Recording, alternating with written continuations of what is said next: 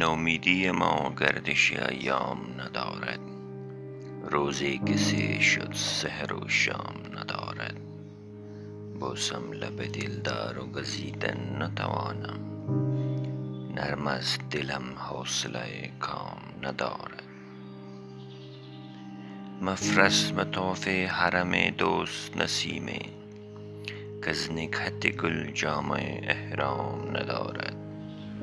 هر ذره خاکم ز دو رقصا به هوایی است، دیوانگی شوق سرانجام ندارد.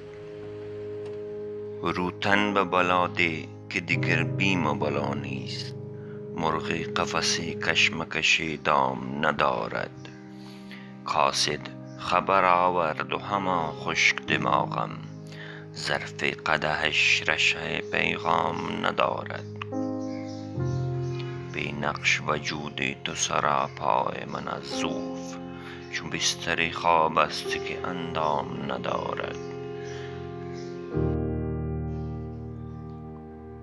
گردیده نشانها هدف تیر بلاها، آسایش عنقا که به جز نام ندارد. بلبل به چمن بنگر و پروانه به محفل، شوق است که در وصل هم آرام ندارد. تلخ است رگ ذوق کبابی که بسوزد، زان رشک که سوزی جگر خام ندارد. آیا به دلت ولوله کسب هوا نیست، یا آنکه سرای تو لب بام ندارد؟ بوسه که ربایند به مستی ز لب یار، نغز است ولی لذت دشنام ندارد.